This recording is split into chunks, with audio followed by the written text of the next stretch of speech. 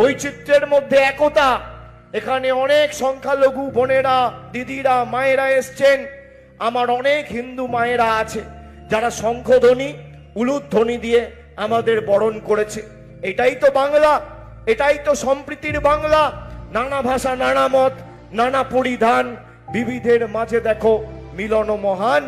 যারা বাংলার কৃষ্টি, সংস্কৃতি, ঐতিহ্য জানে না, যারা বক্তব্য রাখছে পিছনে স্টেজে কি লেখা আছে, এক লাইন বাংলা পড়তে পারবে না, একটা শব্দ উচ্চারণ করতে পারে না। রবীন্দ্রনাথ ঠাকুরকে বলে রবীন্দ্রনাথ সান্যাল, আজকে অমিত শাহ সভা করতে গিয়ে রবীন্দ্রসঙ্গীতকে বলেছে রবিশঙ্কর। এই হচ্ছে বিজেপি। মাছ খেলে আমাদের বলছে মুঘল। আমি বলছি না, প্রধানমন্ত্রী বলছে।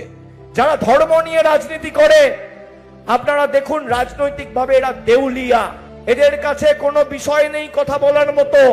সেই কারণে এরা আপনাদের বিভ্রান্ত করার চেষ্টা করছে। নরেন্দ্র মোদী, অমিত শাহ, বিজেপির সর্বভারতীয় সভাপতি রাজনাথ সিং, ধর্মেন্দ্র প্রধান, পীযূষ গোয়েল, তারপর ভূপেন্দ্র যাদব, সব ডেলি প্যাসেঞ্জারি করে সকালে আসছে, রাত্রে যাচ্ছে, আর সব রাষ্ট্র ব্যবস্থাকে কাজে লাগাচ্ছে একজন মহিলার বিরুদ্ধে। এটাই হচ্ছে বাংলার ক্ষমতা। আমাদের বিরুদ্ধে যুদ্ধ ঘোষণা করেছো বন্ধু।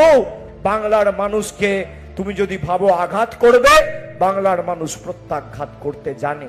এটা ইউপি, বিহার, গুজরাট নয়। বিজেপির নেতাদের দেখেছেন, মমতা বন্দ্যোপাধ্যায়কে বলছে মমতা, আর যোগী আদিত্যনাথের পা ধরে প্রণাম করছে। এই হচ্ছে এদের দ্বিচারিতা। বাংলা আর যাই হোক, মেরুদণ্ড বিক্রি করতে জানে না, বশ্যতা স্বীকার করতে জানে না, আত্মসম্মান বিকিয়ে দিতে জানে না। আমাদের শরীরের শেষ রক্তবিন্দু পর্যন্ত আন্দোলন কি, সংগ্রাম কি, মমতা বন্দ্যোপাধ্যায়ের দল তৃণমূল কংগ্রেস বুঝিয়ে দেবে।